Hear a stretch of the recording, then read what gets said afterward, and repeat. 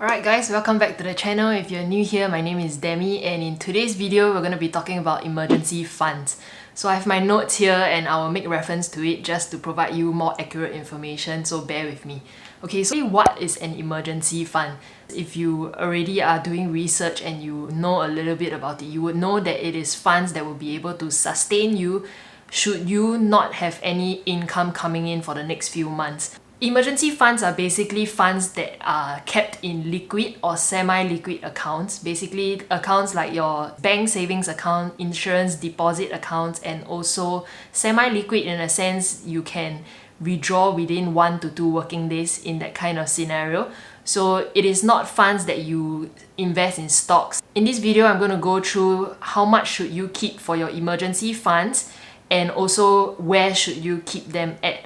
I personally will go through and show you where I keep my funds for emergencies and what is the amount that I actually set aside for emergency funds. So if you're interested in that, definitely watch to the end, and don't forget to like and subscribe. It will really help with circulating this video out to everyone who needs this. I cannot stress enough how important emergency funds are. It will really help you in a way that you cannot imagine right now. If let's say I paint you a picture down the road where you are unhappy with your job and you want to quit badly, but you are stuck with the thought that, you know what, if I quit and I don't have any income coming in, I won't be able to sustain myself because I do not have any savings. When you come to that point, you would know that having an emergency fund that you can fall back on, it will give you a lot of free mental capacity to go and think about other things that you would like to do and not be reliant on like bank loans or even your family members. Although they are your family members, you want to be responsible and independent to fund yourself and also fund for your future. Let's continue, and I will go through what is considered enough for emergency funds. The common advice that you would receive out there and also research on is that people will advise you two kinds of emergency funds amount. One is 3 to 6 months of your income. The second one is 3 to 6 months of your expenses.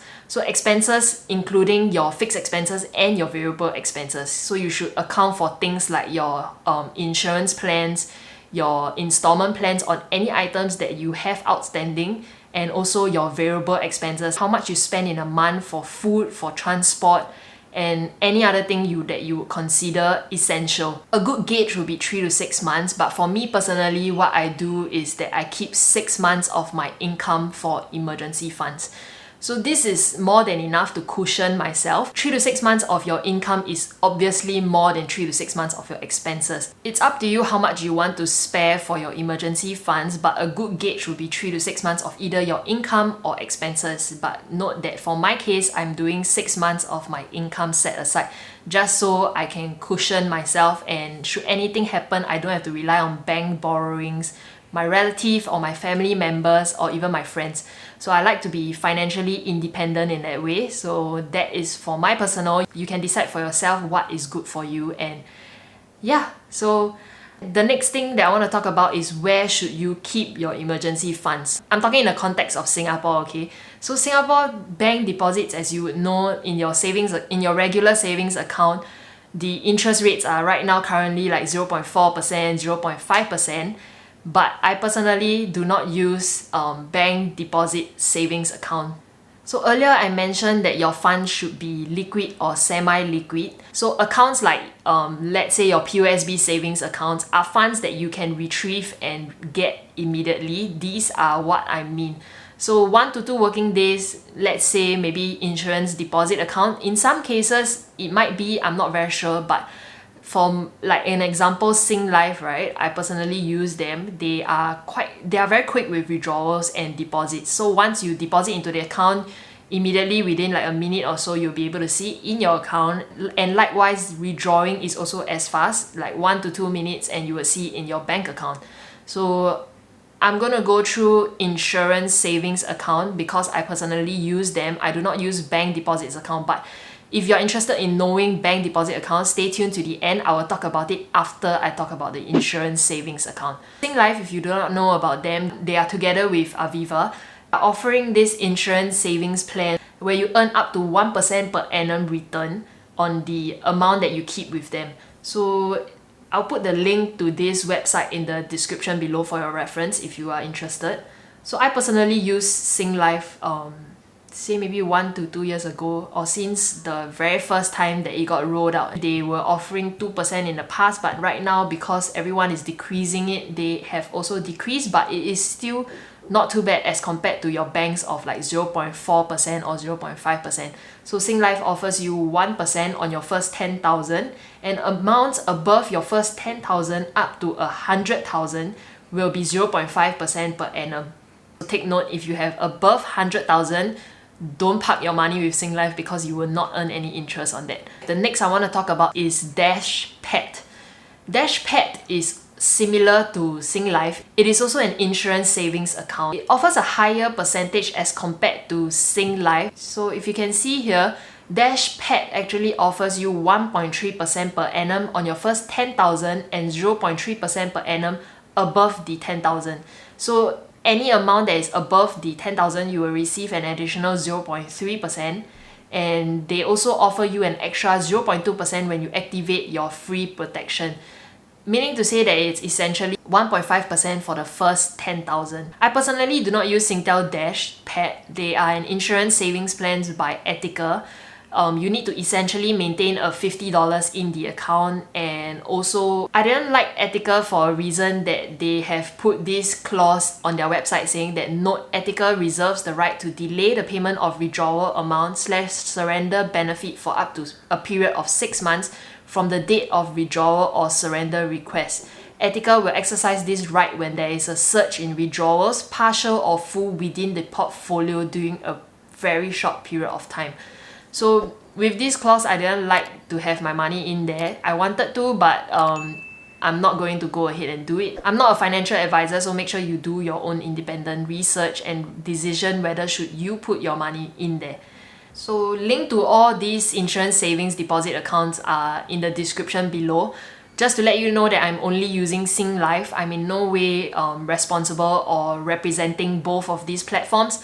I'm not sponsored as well. This is just an entertainment video where I tell you personally what do I use. You can decide for yourself whether you want to use it or not. Okay, so right now let's go into savings deposit accounts with the banks. Let's just compare UOB One account together with the DBS multiplier account.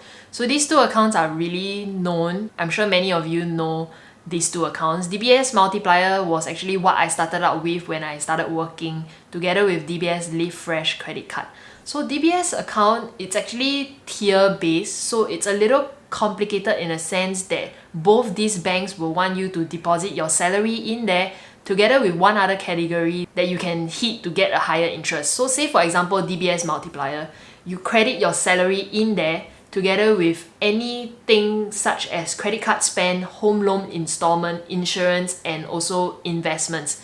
So what you essentially have to do is that you wire your salary in there every single month. The next easiest thing that you can hit is actually to have a credit card with them to spend a minimum amount so that you get a higher interest. So say for example, you would also use a credit card, you spend a minimum of $500 and you credit your salary. For the first $25,000 that you have in your DBS multiplier account, you will get 0.4%. It's still not too bad. It is definitely safe because you know that DBS or like UOB are established banks right here in Singapore, and they are insured and also regulated by MAS. So this is what you can consider, and it's even better if you have insurance with them or investments with DBS itself. You can get higher interest based on it. I'll put a link in the description box below that you can go to DBS website and actually essentially calculate how much interest you'll be earning with them, with the amount that you have in your bank balance and what category are you hitting in that month. UOB One is a little bit more complicated. The One card has a lot of spending categories that you must hit. Within the quarters in a year, you must consistently hit in order to enjoy the good rates that they offer. UOB One also has a calculator that you can use to calculate on their website. So for example, my total card spend for the month is also $500. Salary crediting amount, I also put it the same as $2,700, and the account balance of $15,000, you will essentially get $275 annually. But note that the $75 is in interest and $200 is the UOB One card rebate. So the UOB One card rebate, you will get $200 in a year and $75 in annual interest rate based on your savings inside the account. Make sure you do your own research. I'm just listing and comparing it for you guys so that you will know what or where to park your money that can earn you better interest. I'll show you this table in comparison with each other. A consistent apple-to-apple comparison is that I have $15,000 account balance, and across the 3 different accounts, which one is higher? So Singlife, 1% for first 10,000 is $100, 0.5% for the next is $25, so in total annual interest, I'm actually earning $125 for $15,000 account balance. UOB One credit card is that you spend $500 and you credit your salary. You will get an annual interest of $75 together with cash rebate of $200. Yep, so DBS multiplier is 58.40 annually if you spend a minimum of $500 and you credit your salary into the account. So as you can see here, the highest, I'm just taking into account interest here, the highest would still be Singlife. So Singlife is honestly not too bad of an account. Every single month, if you keep a 10,000 amount in there, you will essentially like get $10 or like $8.50, something like that. So what I've been receiving monthly was like $8.50, $10. It's not too bad to leave your money in there, so you can try it out for yourself. Links to all the accounts that I've mentioned today is all in the description box below. So I cannot stress enough how important it is to have an emergency fund just to give yourself more mental mind space to think about other things that you enjoy doing, and should any emergency happens, you wouldn't have to stress yourself too much because you know that you have money in there. I always believe that money is just a tool and it is something that you shouldn't stress too much about. It is important to have, yes, so that you can do a lot of things that you want to do, but it should not be the determining factor for your happiness. And yeah, so today's video is about emergency funds and whether should you have. Let me know in the description below whether this video has helped you. If you have any questions, don't be afraid to reach out. Comment down in the comment section if this video has helped you. Don't forget to give a thumbs up, like the video, subscribe, and I will see you in the next one. Bye bye.